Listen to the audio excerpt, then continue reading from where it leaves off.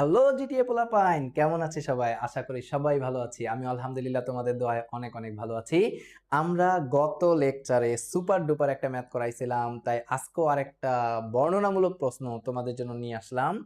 দেরি না করে আমরা শুরু করে দেই আমাদের আজকের ক্লাস। আচ্ছা, কি বলছে? বলছে উদ্দীপকের টাইট্রেশনে আয়রনের বিশুদ্ধতা নির্ণয়। ওই যে আমরা গত ক্লাসটা যারা করছেন, আমরা কি বের করছিলাম? ভেজালের পরিমাণ বের করছিলাম, বিশুদ্ধতার পরিমাণ বের করছিলাম। তো বলছে উদ্দীপকের টাইট্রেশনে বিশুদ্ধতা, আয়রনের বিশুদ্ধতা নির্ণয়ে পটাশিয়াম ডাইক্রোমেট ব্যবহার করা হলে কোন জারক পদার্থের সাহায্যে আয়রনের পরিমাণ নির্ণয় করা উত্তম? বিশ্লেষণ করো। জোস প্রশ্ন না? এখানে মজার যে ব্যাপারটা, জারক পদার্থ দুইটা।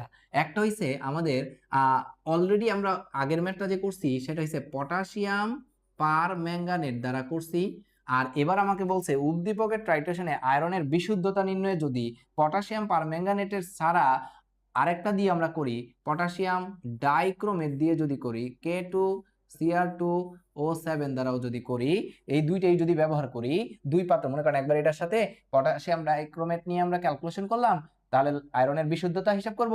আরেকটা হচ্ছে গিয়ে কার্মান দিয়ে পটাশিয়াম পারম্যাঙ্গানেট দিয়ে করব, আয়রনের বিশুদ্ধতা নির্ণয় করব। এরপরে দুই বিশুদ্ধতা নির্ণয় করার ক্ষেত্রে আমাকে বলছে যে কোন জারক পদার্থ, এই দুইটাই জারক পদার্থ, কোন জারক পদার্থের সাহায্যে আয়রনের পরিমাণ নির্ণয় করা উত্তম, কোনটা দিয়ে নির্ণয় করা সবচেয়ে বেশি ভালো, তার মানে তুলনা করতে বলছে। সবচেয়ে এরকম যদি প্রশ্ন আসে আমরা কিভাবে অ্যান্সারটা করব সেটা মেইন কথা। আসি ভাইয়ারা, এটাও একটা জারক পদার্থ, এটাও একটা জারক পদার্থ। তবে আমাদের এখন একটু বুঝতে হবে যে এই দুইটার ভিতরে কে আমাদের প্রাইমারি স্ট্যান্ডার্ড পদার্থ আর কোনটা আমাদের সেকেন্ডারি স্ট্যান্ডার্ড পদার্থ। তাহলে আমরা বেসিক ক্লাসগুলো যারা করছে তারা জানার কথা। আমরা সংক্ষেপে একটা শর্ত বলে থাকি, যেই সকল ওয়ার্ডগুলো মানে যে সকল যৌগগুলোর মধ্যে সচরাচর কি থাকবে? সি বর্ণটা থাকবে। সচরাচর কি বর্ণটা থাকবে? সি বর্ণটা থাকবে। তাহলে সেই সি বর্ণযুক্ত যৌগটাকে আমরা বলবো কি? প্রাইমারি স্ট্যান্ডার্ড পদার্থ। Exceptional hydrochloric HCl, hydrochloric acid, এসসিএলটা বাদ দিয়ে, হাইড্রোজেন ক্লোরাইড যেটা, এটা বাদ দিয়ে বাকি সব সিযুক্ত যা আছে সবগুলোই কি? প্রাইমারি স্ট্যান্ডার্ড পদার্থ। তাহলে এখানে বলেন তো দেখি এই দুইটার ভিতরে কে প্রাইমারি স্ট্যান্ডার্ড পদার্থ আর কে সেকেন্ডারি? সি আছে শুধুমাত্র এটাতে, তাহলে এটা হচ্ছে আমার সেকেন্ডারি স্ট্যান্ডার্ড পদার্থ।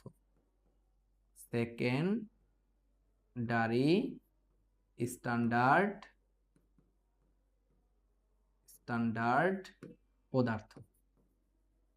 এটা কি আমাদের? আবারও বলতেছি, এটা আমাদের একটা সেকেন্ডারি স্ট্যান্ডার্ড পদার্থ, আর এটা হচ্ছে আমাদের একটা প্রাইমারি স্ট্যান্ডার্ড পদার্থ। প্রাইমারি স্ট্যান্ডার্ড পদার্থ। এবার মজার ব্যাপার কি? মজার ব্যাপার হইলো, আচ্ছা এই দুইটার ভিতরে যদি একটা প্রাইমারি একটা সেকেন্ডারি হয় তাহলে কোনটা ইউজ করা সবচেয়ে বেশি বেটার? তার মানে আমাকে আগে জানতে হবে প্রাইমারি স্ট্যান্ডার্ড পদার্থ কাকে বলে, সেকেন্ডারি স্ট্যান্ডার্ড পদার্থ কাকে বলে, কোনটার সুবিধা। আমরা যখন জারক বিজারক টাইট্রেশন করব আমরা চেষ্টা করব সবসময় প্রাইমারি স্ট্যান্ডার্ড পদার্থটা নেওয়ার জন্য। কেন? আমরা একটু বলি, একটা প্রাইমারি আর একটা কি? সেকেন্ডারি।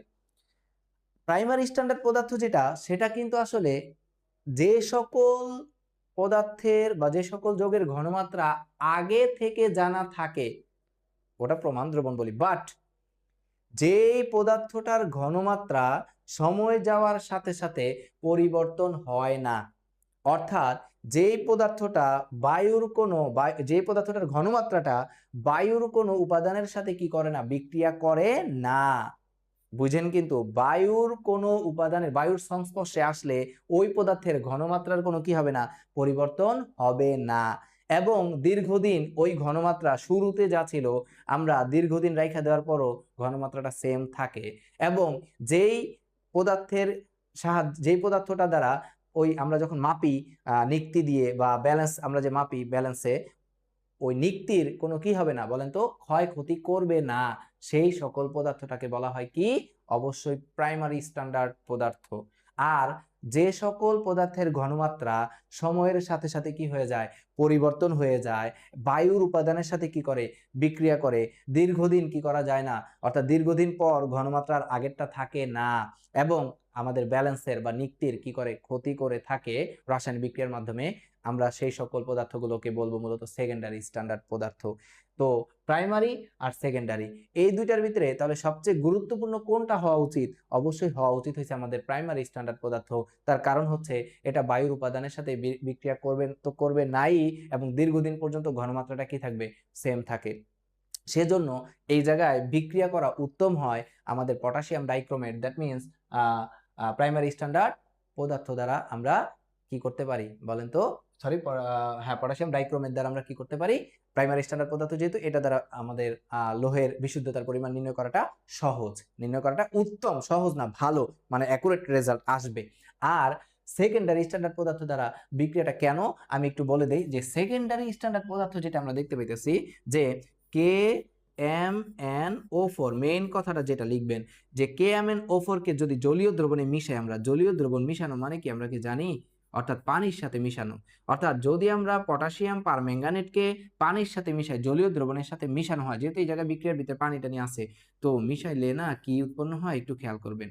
আমাদের উৎপন্ন হয় MnO4 প্লাস আমাদের তৈরি হয় পটাশিয়াম হাইড্রোক্সাইড, আর তৈরি হবে মূলত পটাশিয়াম হাইড্রোক্সাইড প্লাস আমাদের তৈরি হবে অক্সিজেন গ্যাস। তো যেহেতু এটা জলীয় দ্রবণে না, এটা আস্তে আস্তে বিয়োজিত হইতে থাকে। যখন এটার সাথে পানি মিশানো থাকে না, তখন এটা ধীরে ধীরে কি হয়? বিয়োজিত হয়, ভাঙতে থাকে। পটাশিয়াম পারম্যাঙ্গানেটটা আস্তে আস্তে ভাঙে। তো যেহেতু আস্তে আস্তে ভাঙে, যত সময় যাইতে থাকে তত ভাঙতে থাকে। তাহলে আজকে আমি এটা ল্যাবে ঘনমাত্রা হিসাব করে যেটা রাইখা গেছি, আমি যদি কালকে আসি আগের আর ঘনমাত্রাটা পাবো না, কিছুটা পরিমাণ পরিবর্তন হয়ে যাবে। আবার আমি যদি 2 দিন পরে যাই, 3 দিন পরে যাই, তাহলে ঘনমাত্রা এরকম আস্তে আস্তে কি হয়? হ্রাস পায়। অর্থাৎ আমরা বলতে পারি যে পটাশিয়াম পারম্যাঙ্গানেট জলীয় দ্রবণে যেহেতু ধীরে ধীরে বিয়োজিত হয়, আমরা বলতে পারি এটা আস্তে আস্তে কি হইতে পারে? ঘনমাত্রা হ্রাস পাইতে থাকে। ঘনমাত্রাটা পূর্বে যে ঘনমাত্রা ছিল সেই ঘনমাত্রা থেকে আস্তে আস্তে কি পায়? হ্রাস পাইতে থাকে। সেজন্য আমরা বলতে পারি যে আয়রনের বিশুদ্ধতা নির্ণয়ের ক্ষেত্রে আমাদের সবচেয়ে বেশি উত্তম জারক পদার্থ হইছে আমাদের প্রাইমারি স্ট্যান্ডার্ড পদার্থ পটাশিয়াম ডাইক্রোমেট। পটাশিয়াম পারম্যাঙ্গানেট কিন্তু উত্তম না। আমরা ব্যাখ্যাটা দিব ঠিক এইভাবে। আশা করি সবাই, এটার প্রশ্নটা কিন্তু আমাদের আসে, গরুর গতও দেয়, মাঝে মাঝে ঘোড়ার গত দেয়, তবে ক্ষতও দিতে পারে এরকম প্রশ্ন আসার জন্য। আশা করি সবাই যেটুকু করাইছি সেইটুকু সবাই বুঝছি। ওকে, থ্যাংক ইউ, আল্লাহ হাফেজ।